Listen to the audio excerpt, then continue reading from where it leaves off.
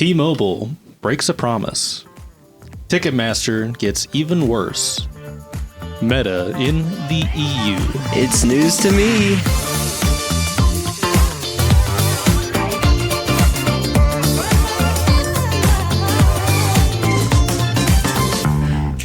Welcome to It's News to Me, where the it is IT and the me is whoever it needs to be. I'm Noah Parker. I'm Michael Trotter-Lawson. And I'm Tyler Resnick.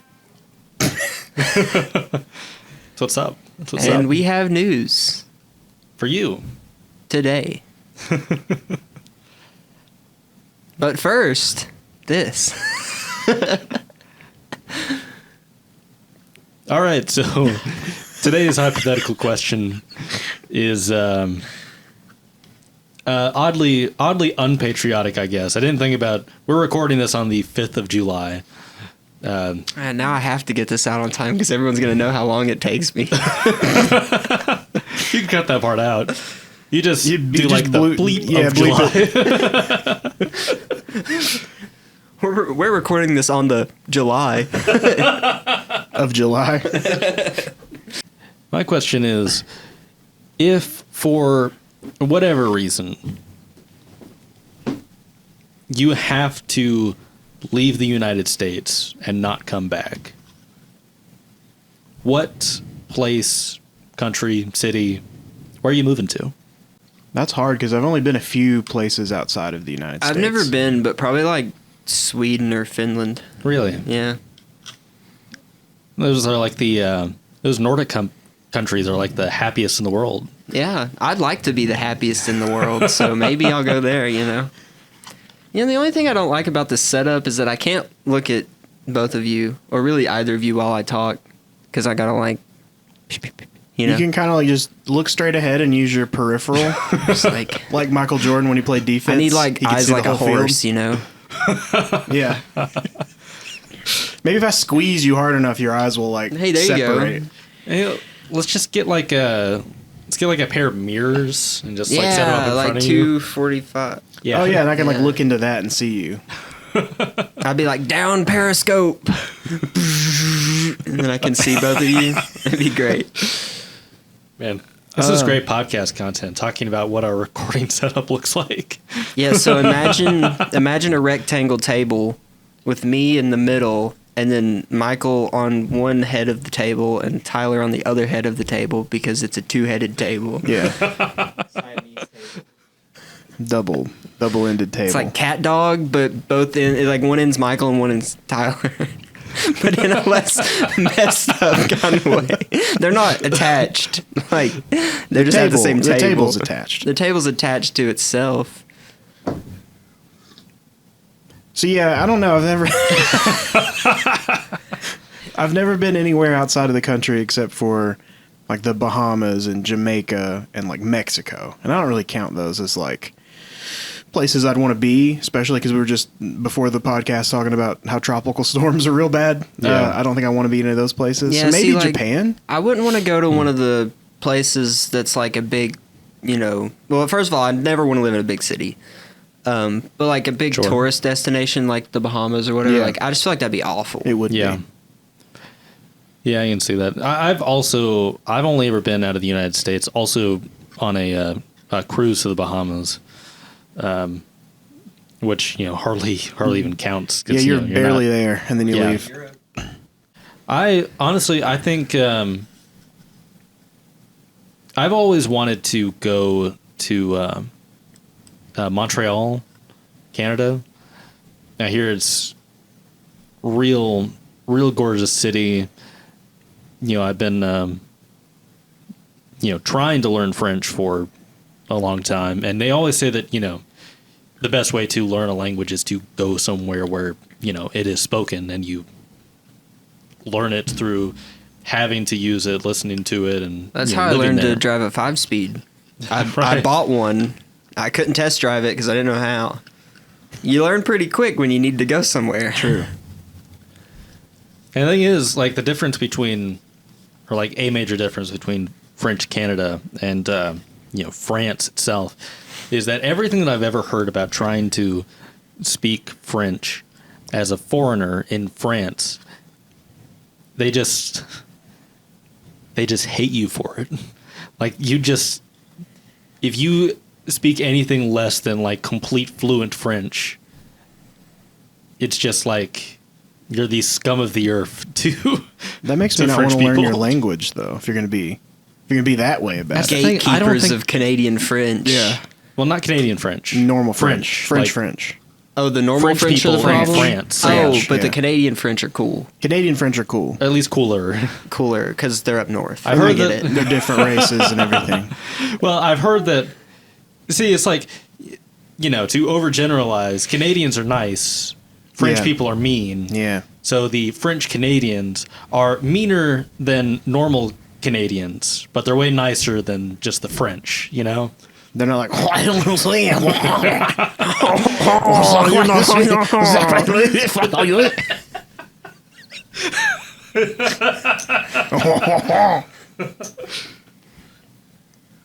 I'm sure if I went to France and I just started like, I just walked into like a cafe downtown, I was like, I'm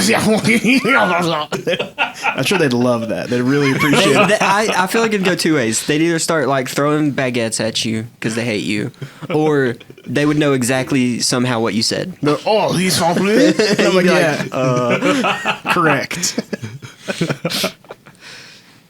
Oh gosh. But also, if I'm there in just Canada already, if it doesn't work out, I can just, Canada is like, it's as close to America as you can be without, it's like Diet America. being in the United States. Yeah. So Diet. It's like we have America at home. It's like America Zero. Like it's 0 calorie America. Yeah. Yeah. It's actually like it's better for it's you. like the LaCroix. It's better for you, but it doesn't taste quite the same. Yeah. That's what it is. yeah.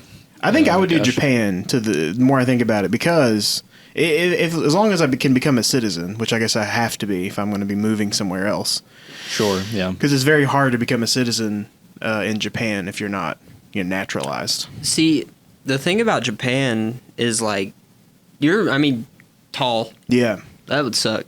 No, it'd be awesome. I think. I honestly think I would be like an think so? attraction everywhere. Oh goodness. But yeah, I would go to Japan. It'd be real cool.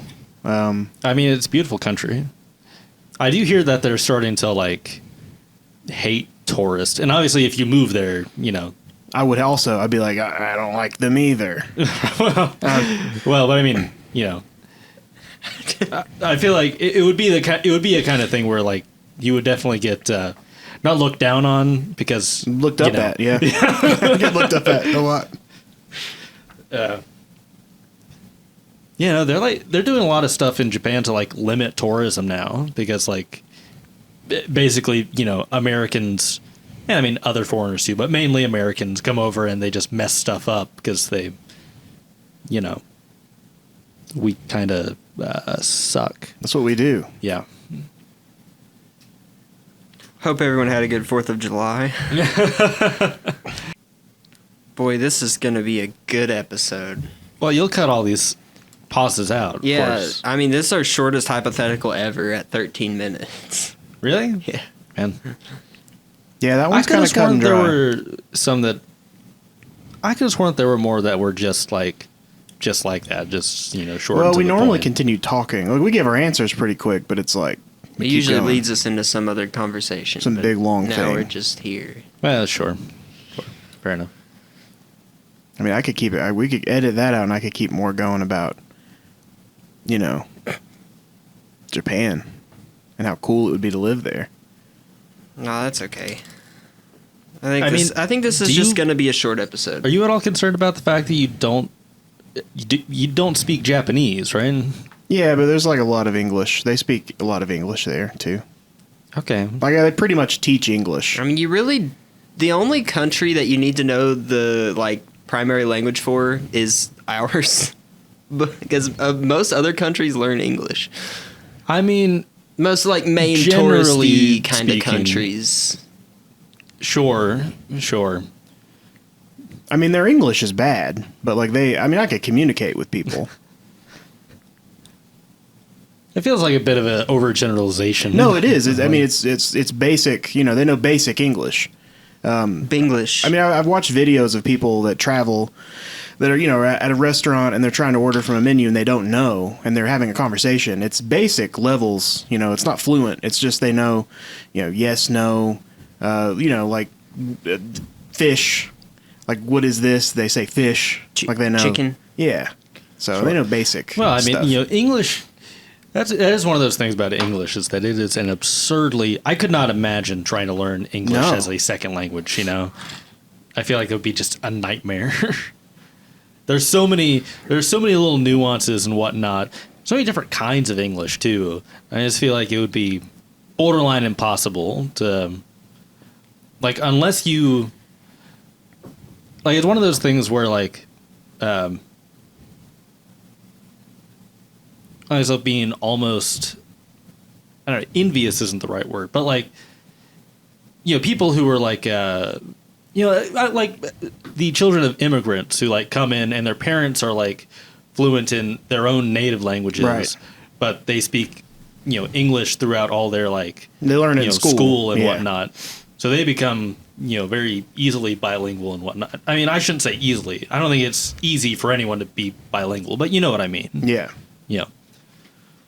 Yeah, I mean, I wouldn't want to learn English now.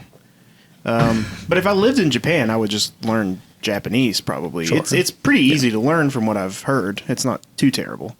Really? The only thing that's weird about Japan is they have, like, the writing portion of it. They've got like 13 different symbols for the same thing. Right. So you've got to learn all the different ones. That is one thing, and obviously different language, but, like, I was watching a video on like Mandarin the other day, and talking about, like, this like one word that's, like, anglicized the same way, like it's spelled out with the same English characters, but it means totally different things depending on the enunciation in which you say it. Yeah. Which is very intimidating in terms of, like, trying to actually replicate that. Yeah, that's one of those things, like you said, it would be better for you if you were, like, watching the TV there and you were living and going and talking to people, because you just would pick those things up, as you go. But it's hard to learn that on a piece of paper. Yeah. Like, incredibly hard. No, where did you say you were going to go?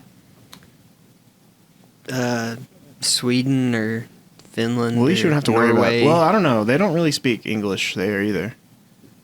I would say they speak as they do. Definitely as much English as, they're in Europe, Yeah. I guess that's true. Like, I mean, in the EU, they generally speak using English, I mean, it's not like the primary language, but, it's, I guess now that the UK is not in the EU anymore, there are no, like, native English-speaking countries in the EU anymore. I guess not. Which is kind of wild. Because, yeah. Unless Scotland finally, breaks up. Actually... Unless, like, New Zealand decides, like... Ireland is still in the EU. New Zealand joining the EU would be like... it's like Cal joining the ACC. It's just as idiotic, but it's a possibility. Did Cal join the ACC? I thought so. I can't keep track of the Pac-12, disillusionment. Yeah. So sad. The ACC is Cal, SMU, and Stanford. Wow. Yeah, the Atlantic something conference. What's Atlantic Coast Conference. Atlantic Coastal Conference. Oh yeah, because when I think of the Atlantic Coast, I think of the Pacific California. Coast. So yeah, that's. I mean, it's a possibility, I guess. We should get New Zealand in on that. They'd be perfect. In on what? The ACC? Yeah, we should get New Zealand to join the ACC. They're actually probably closer to the Atlantic coast than the Cal Golden Bears are. I feel like I missed a sentence in there somewhere. I don't know. Well, you see, Noah, in football, in college football specifically. I love you, Michael. I don't care. No, this is so important. This is not a funny joke. This is so important. Boo.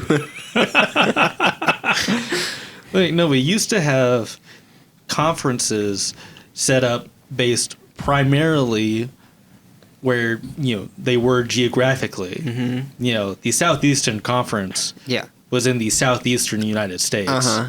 The Atlantic Coast Conference was made up of teams on the Atlantic coast of the United States. Yeah, like east side, baby. Yeah. Yeah. And you had the Pac-12. There's Pacific. Yeah, Pacific. Yeah. What does the A stand for? I think it's like PA is like Pacific. Oh, is it just I think the Pacific Conference? Yeah. PAC Pacific. Which were, a bunch of teams from the West Coast, but the Pac-12 just dissolved because money. So, yeah. But now since, there's so much money in college sports, they can just, fly all over the place, so it doesn't matter anymore. I mean, it does matter still. It's going to suck for all those student athletes who have to travel so much further now, but, Yeah, the PAC is like it's short for Pacific. PAC, Okay. like the first part of Pacific. I see. Pacific Coast Conference is actually what it's the full title. And then they changed it to the PAC. PAC. Okay. Used to be the PCC. This episode of It's News to Me is brought to you by Burk IT. Are you sure it's not Burkett? I'm pretty confident that it's not Burkett. I.T. Yep, I.T. Okay. Burk IT is an IT managed services provider that wants to build mutually beneficial partnerships with our clients. Now, why on earth would they want to do that? Well, because unlike many of our competitors, Burk isn't looking for customers to bill when things go wrong. We have built our company so that we succeed when our clients succeed. That sounds like a pretty good deal. Almost too good to be true. It is almost too good to be true, but not quite. For businesses in East Tennessee, Southwest Virginia, or the surrounding area, we provide security-centric IT solutions with our highly qualified team of engineers. It's a highly specific area, isn't it? Well, yeah, that's why it's not too good to be true, because obviously not everyone gets the great opportunity to work with Burk IT. Just good enough to be true. Building trusted relationships by providing practical, secure IT results. That's the Burk IT way. All right. So, have either of you ever used T-Mobile? No. Thank God. All right, next one. What about Verizon? Yes. Next. Boost? No. Sprint? Yes. I remember when you were on Sprint. Mhm. Sprint, now part of T-Mobile. Yeah. Which is what we're talking about. Sprint was great around here, but it sucked anytime I went anywhere else. Yeah. I had Sprint too. It was not great. Yeah. But anyway, do you all remember when T-Mobile was advertising themselves as the uncarrier? Yes. Yes, I do. Yeah. So basically, while they were doing that, they had a plan that they called the uncontract. Yeah. Yes. Where, it's a contract. But allegedly, the terms of this contract were you signed up, you set your price, it's very basic, phone line stuff. I think it was a very limited plan, very cheap plan, generally speaking. But when you signed up for it, you got it at that price for life, theoretically. Until you didn't. Yeah, the news is that the news is that now, just recently, earlier this year, T-Mobile quietly raised the price on that plan, just totally going back on everything they promised. And I suppose they left it in place for 5 years, which for if a normal cellular company left a plan at the same price for 5 years, that would be a very good thing, I'd say. But I feel like when you're making a promise that, this plan will never change its price unless you want to add something to it, it's a bad move to suddenly raise that price. That's like getting married and then making it 5 years and then finally you give into the urge to cheat on your wife and you're like, Honey, I made it 5 years, though. That's a long time. Can you imagine? So good. I did really well. I'm sorry, but 5 years that's a long time. She'd understand. I don't know. And it's a crappy thing because hidden in the contract's terms of the uncontract Yeah. was, of course, the fact that, This is BS. well, I mean, it was pretty much just like, we can raise this price. Like, we can do that. But it actually said, if we raise it and you don't want to pay it, we will, if you let us know within a certain time period, we'll pay your last month and you can go. But apparently also, the people who have discovered that in the contract's terms have tried to take them up on that, and they've actually ended up dead. didn't. They just kind of noped out of it. They got the Boeing treatment. Yeah. They were found with a bullet wound in the back of the head at the bottom of the ocean. Well, I mean, come on. T-Mobile is not Boeing. Let's not make, No, not yet. Give it time, though, Michael. No, that's bad. That sucks. Because, there's only T-Mobile, Verizon, It's pretty much just AT&T. the three. Yeah, so... I mean, there are other kind of cellular services, but I Mint think Mobile. all of them use, like... I mean, they all Mint use the Mobile. same towers, essentially. Yeah. Well, they're all like piggybacking off of another one of the big three, It's Yeah. just, yeah. Which I don't know how that works. Like, how on earth can a smaller cellular company, get to use the same towers that, Verizon does, but charge less than Verizon? Like, how does that work? I don't know. I've thought about this myself, but I think basically from what I can gather, they get to use the towers, but the infrastructure past the towers, I think it still has to be theirs. Or even if it isn't, it's like they're getting a small piece. They're not getting the full. You're not getting the full experience as if you were, first party Verizon carrier or user. Or Because I know, I used to do some testing with Mom had Boost Mobile, I think it was, and I had Sprint, and they're supposed to be the same towers, yeah, but service was drastically different. Because see. I guess you're QoS, your quality of service, they just cap you at a certain, you're not getting the same access that you'd get if you were one of the big carriers. Right.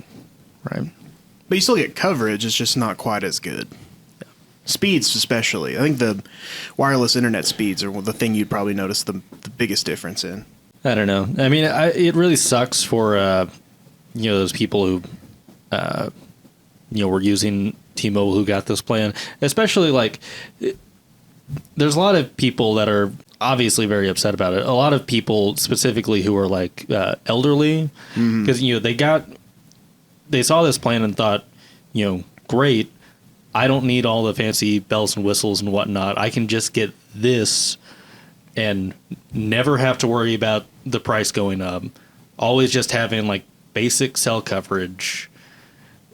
And, they just got screwed over, it's a scummy move. I don't know. It's just one of those things where it costs so little for a company like the size and scope of T-Mobile to just let it go, because that's got to be such a small percentage of their actual user base, and they got a lot of cancellations and whatnot out of changing this price. So it's I cannot imagine that this was in any way actually worth it, raising the price, Well, I know I was on some kind of, not to the same extent that the T-Mobile plan was, but when I switched to Verizon when the iPhone 4 came out, I was grandfathered into some kind of contract that was unlimited everything for $60 a month or something, and I think they let me stay on that for 7 years. Right. Until eventually I needed a new phone, and that's how I was able to get you. Yeah,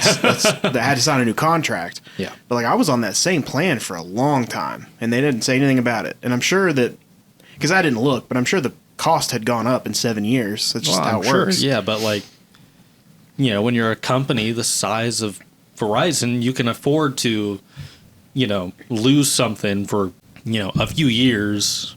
And you just, well, because the thing is, when you do stuff like that, when you let them hold on to the, like your unlimited plan for like $60 a month, unlimited everything, then you're building up, customer loyalty. So when it's time for that plan to finally come up, when they need to get a new phone, when whatever happens, they know that,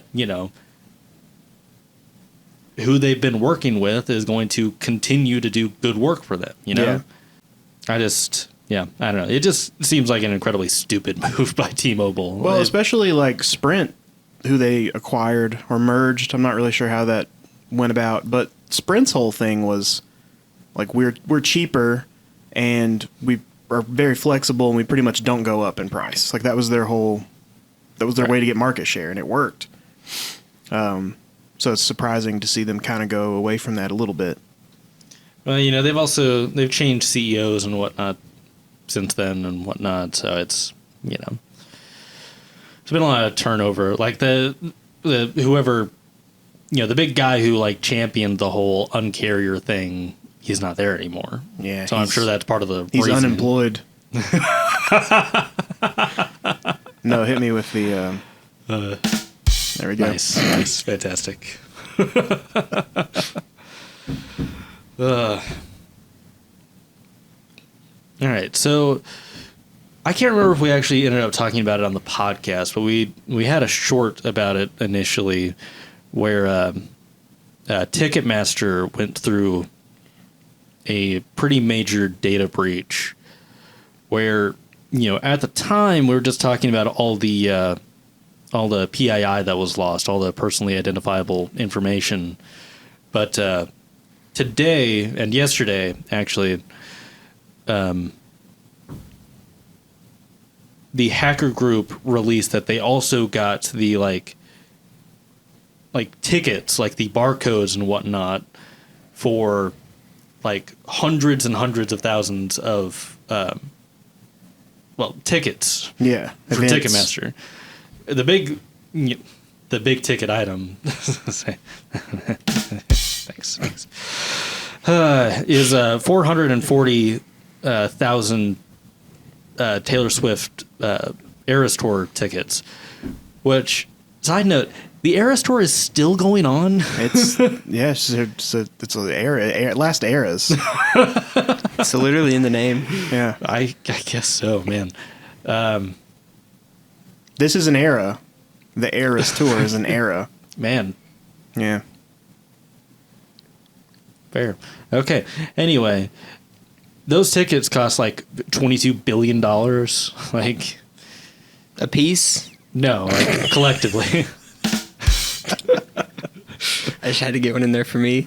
That's the aftermarket price. My God. No, but like, said anything about, Taylor Swift and all that other stuff aside, this is, literally billions of dollars of revenue that Ticketmaster has theoretically had stolen from them. So, This probably isn't that much of a hot take. I don't really give a shit if Ticketmaster gets robbed. yeah, no, screw Ticketmaster. They had it coming. They suck. They're the worst. But like, StubHub for life. I like SeatGeek myself. I like that one sketchy website I used that one time. It was like buyticketshere.com or Seats something. for you. Hey, it worked out. It was great. They concert. accepted them. I had fun. Fantastic concert. Anyways, carry on. Shout out to Weird Al. Was on a great show. But yeah, anyway, they upped the ransom price on this data from $1 to $8 million. So That's small change. for Ticketmaster, Live Nation and that's Ticketmaster, like yeah. they probably could find that in between the couch cushions. That's probably like one show at like the Paramount. Yeah. They sell after resell fees and stuff. I don't know. It's interesting though, because like, well, it is also like it's a little confusing to me, but I think they're also putting it on the market for that price. So, like, if someone beats Ticketmaster to the punch here with, $8 million, I'm going to buy it. Hear me out. We buy it for $8 million, and then we try to get Ticketmaster to pay for it, but for more this time. That sounds like a Dave Chappelle movie from like the late 90s. We're gonna. I can't even do my Dave Chappelle impression. no, if we buy $22 billion of tickets for $8 million, that's a bargain, right? Yeah, we could just sell them at cost. We'd sell them at like half price. We'd have the whole world on our side here. Like, no one would be mad at us. Just saying. Yeah, except the law, probably. Nah. Cops like concerts, too. I don't know. Maybe not that much. You don't think that people who are police officers enjoy concerts? I'm sure they enjoy concerts. Do you think they enjoy concerts enough to not do their job? Probably a lot of them.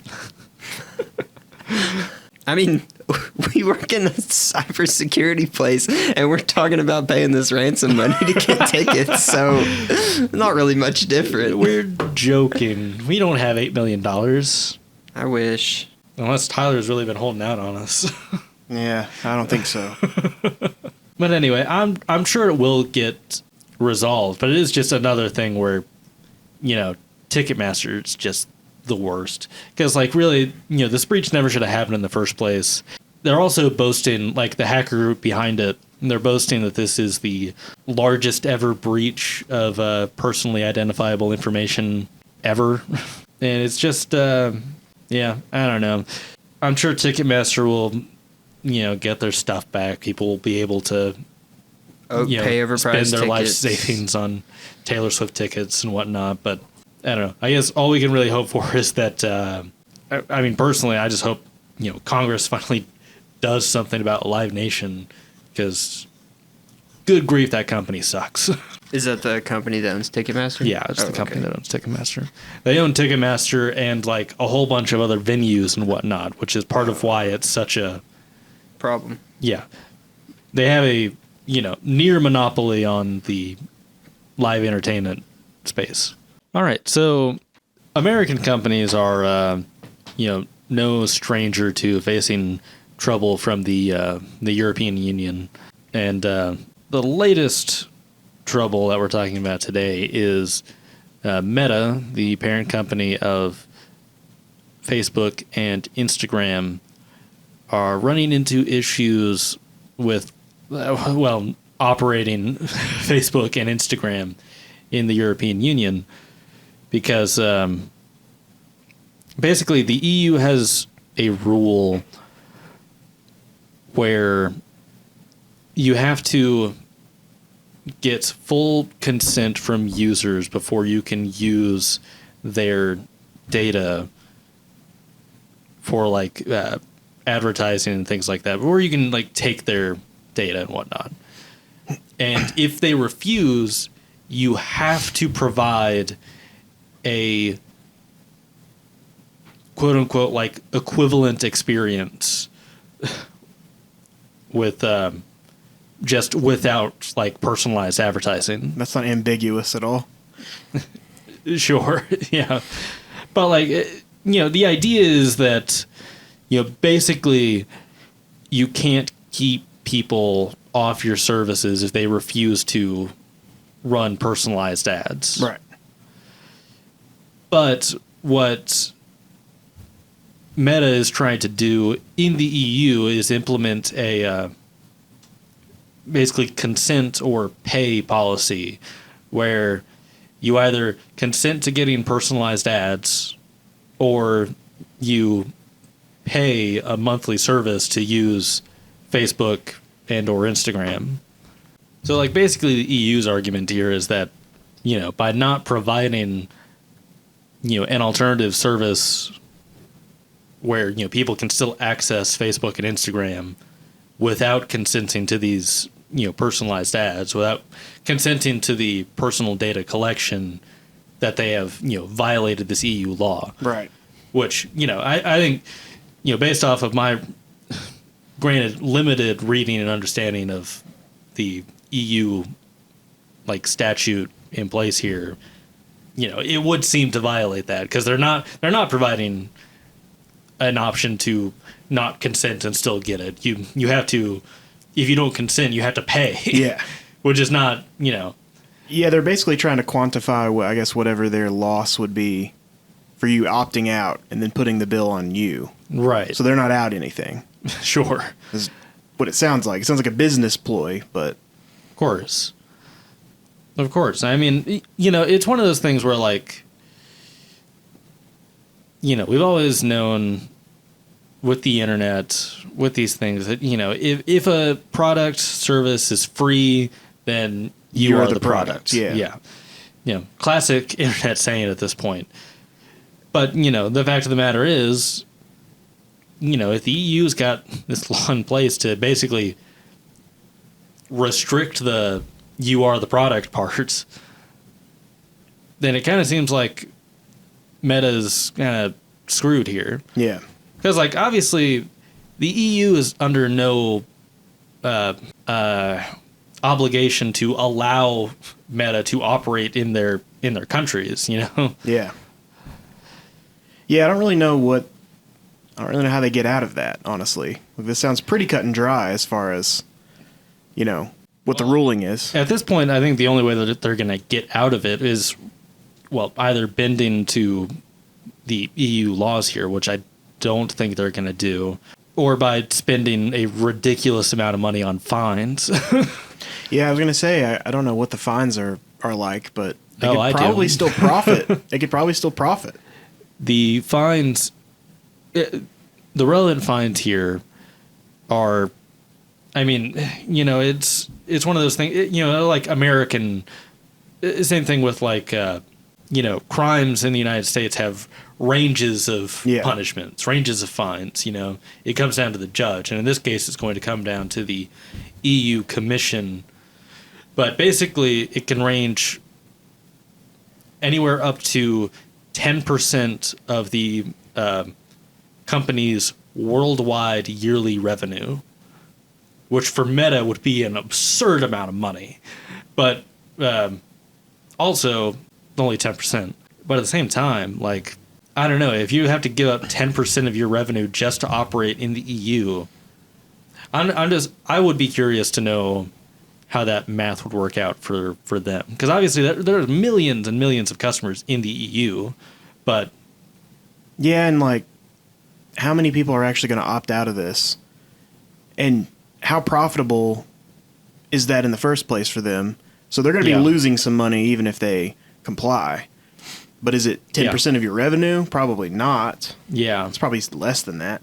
But it's probably also a thing where, like, if they bend here and allow the EU to do this, and there's a good chance that, like, you know, maybe some American lawmakers, some Australian lawmakers, New Zealand, you know, these other, you know, quote unquote, free nations and whatnot might see this and think, well, you know, we're tacitly opposed to Facebook taking all of our citizens' data too. So, you know. Yeah. I don't really think it really benefits them to fight it. But I mean, I guess it could if, for whatever reason, there's a large number of Europeans that are just like, no, you're not taking our data. And then they're losing money anyway. It's still probably better, like you said, more beneficial to show the stance you're willing to take on it, posturing for other countries. Yeah, maybe. I don't know. It's just, generally speaking, it seems like multi-billion-dollar American companies don't really have any respect for the European Union. Yeah. Just, you know, looking at past precedents and, you know, like even like we were talking about the Teams antitrust case in the EU a couple weeks ago. And, you know, Microsoft made some, like, slight changes to, you know, their offerings there as a way to try and get out of fines. But ultimately, I think at the end of the day, most American companies just don't see themselves as answering to the EU at the end of the day. Yeah. I don't think they're that willing to make changes based off of, you know, a European governmental body. Granted, I don't think they're that willing to make changes based off of a American governmental body either, but also the American one doesn't really ask them to do much. So you're awfully quiet now. I'm trying to think. I could live in like a castle in Scotland. I'm not sure I would want to live in a castle in Scotland. Sounds cold. Sounds cold and lonely. No, a lot of castles you can And rainy. You can get all those modern amenities. Oh, yeah, you can, but also like, within reason. I mean, you know, most European houses and whatnot, they don't have like AC. Well, yeah, but it's somewhat colder. Well, it was Definitely rainier. It used to be anyway. I'll bring a fan or a window unit. We'll be fine. Now it's 28C, whatever that means. That's how many It's oceans. bloody boiling here. that's It's how many- 28 degrees Celsius. That's how many oceans you have to cross. 28 C's. Yeah. to get to the EU from right here. Yeah, I mean, I don't like when they put that on me to figure out how hot it is.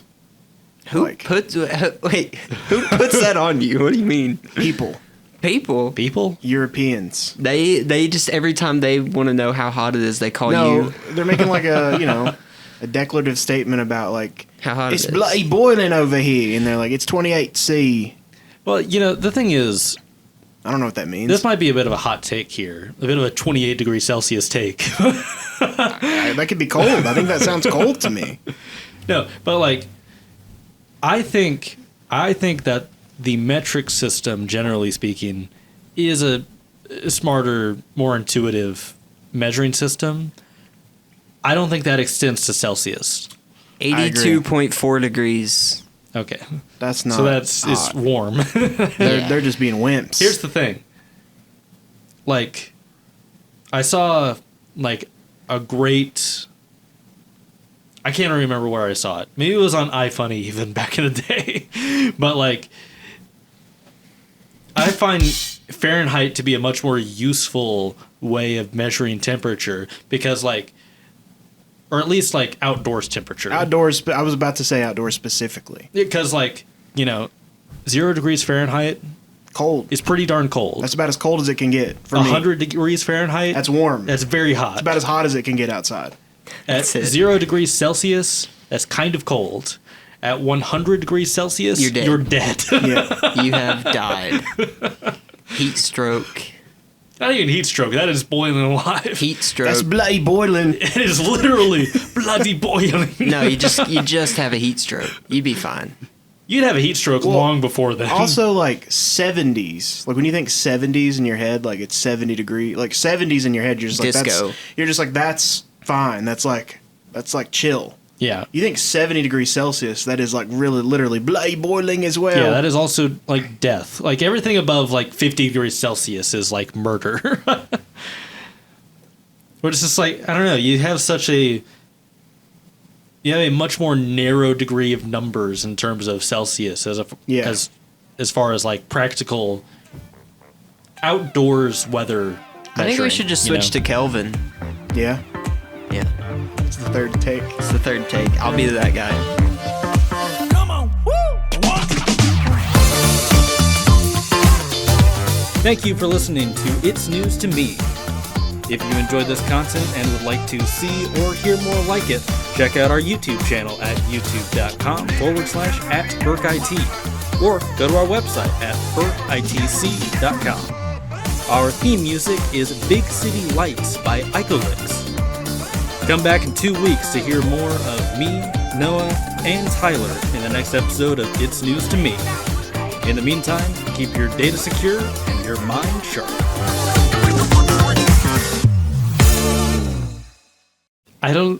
Kelvin's even worse. Because 0 degrees Kelvin is you're dead. Better 100 yet- degrees Kelvin, you're dead. Better yet, hear me out. Where's the middle? What if we devise a new system solely based on the quality of structure of my ice cream?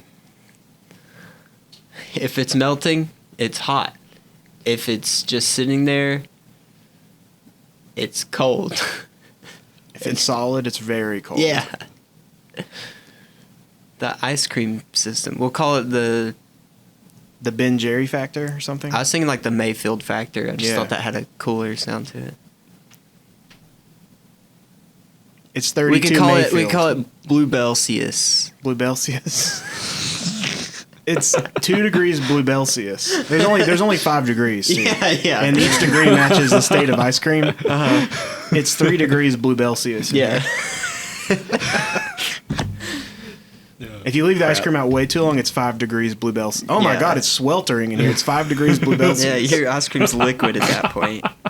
And everyone could it could just divide. You know, you don't even need to know a language. Yeah, you just, It's just pictures. Of Yeah, you come ice in, cream. you're If like- your ice cream looks like this, it's this degrees. it's a little bit nippy in here. It's 2 degrees Blue Celsius. Yeah, it's perfect. 3 degrees Blue Celsius is like perfect. That's and like room ice cream's temperature. natural stance is at 1 degree Blue Celsius. Yeah, 0 degree Blue Celsius is when it's like Freezer it's burnt. 2, yeah. Yeah. There's like little crystals on it. Yeah, and you don't want that. No, that's bad. All right. We've accomplished, for nothing else, this episode, we've accomplished a brand new measuring heat system, Temperature monitoring. monitoring. I think I'm gonna stick with Fahrenheit. I like Blue Celsius. I like Blue Celsius too. I'm actually going to start using it. At the We could call it office. Blue Baronheit if you'd rather. Blue Fahrenheit. Baron the big blue No, Baron. Blue Bellenheit. Blue Bell then height. Ben and Jeez. Jarenheit. So that one would be like, there's like 20 different, or how many different flavors? Too many. 32. That's Baskin Robbins.